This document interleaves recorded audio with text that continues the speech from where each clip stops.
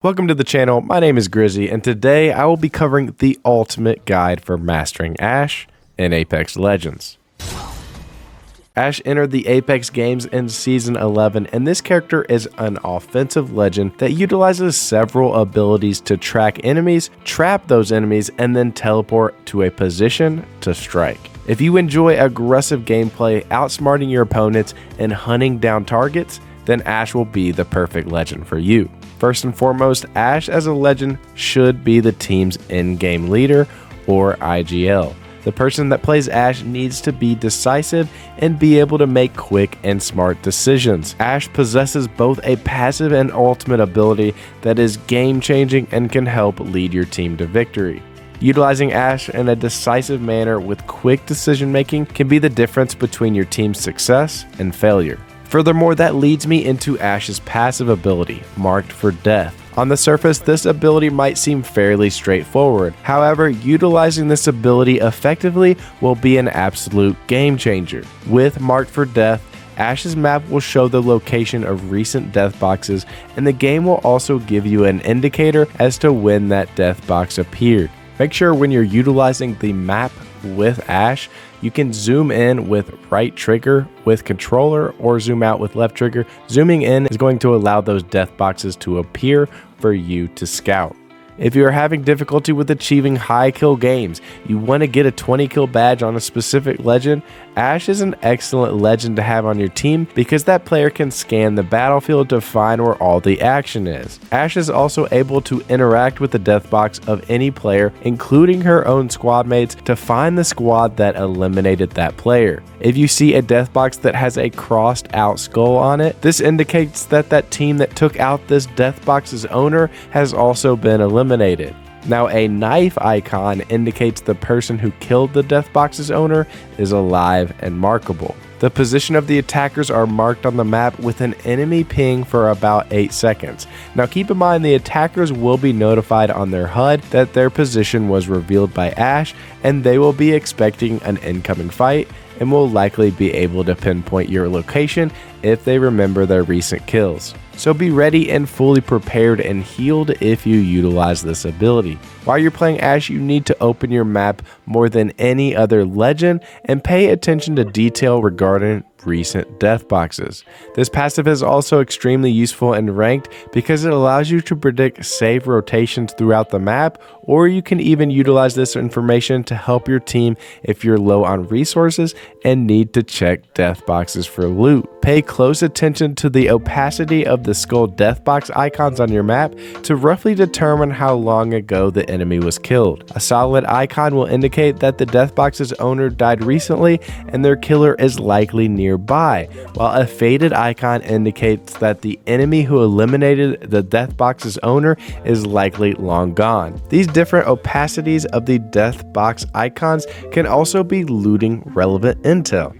Now, if you're desperate for meds or ammo and see a solid skull nearby, you might want to avoid that if you're not able to fight, whereas a faded icon will let you know that that death box is probably safe to loot. Before we cover more with Ashe, if you want to stay up to date with all things Apex and improve your gameplay in the process, my channel has tons of tips, guides, and information for Apex Legends to keep you on that championship banner. Make sure you guys like the video, it would really help out a lot, and subscribe to the channel, and hey, let's get right back into this ultimate Ashe guide. Next up, we have Ashe's tactical ability, Arc Snare. This ability throws a spinning snare that damages an enemy by 10 and tethers the first enemy that gets too close. This will prevent a lot of legends from being able to escape and will completely decimate players like Octane trying to utilize a jump pad. This is one of the best uses for Ashe's Arc Snare is to throw it to detour different movement tools. Try throwing it at Octane launch pads, Wraith dimensional rifts, or you can even prevent Valk from flying away with her ultimate skyward dive. Now keep in mind, this is more of a close to mid-range utility item. You don't want to try and chuck this thing a long distance because its movement is very slow. However, the Arc Snare is actually a very solid tactical ability that can be used in a variety of ways.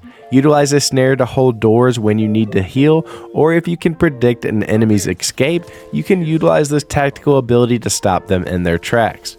This is a perfect example of how to utilize the arc snare. It is close range. I noticed that a fuse is located in this blue container, and the fuse's only two options are to move forward towards my team or to back out of the container. Here I decide to toss the arc snare behind the container, leaving him only with that option of either pushing my team forward or getting stuck in that snare, and this leads to an easy kill. In addition to predicting movement and trapping your enemies, it's extremely useful to pair the arc snare with grenades like arc stars. Let your teammates know when you're about to snare enemies so you and your teammates can capitalize with grenades. You can even pair this tactical with Fuse's tactical knuckle cluster. And then last but not least, make sure you're gaining ground. Once you're able to kind of snare a target in one location, make sure you're moving up and positioning, gaining ground, and gaining kind of that ultimate position over that opponent that you have, stuck in that one spot. That leads me into Ashe's ultimate ability,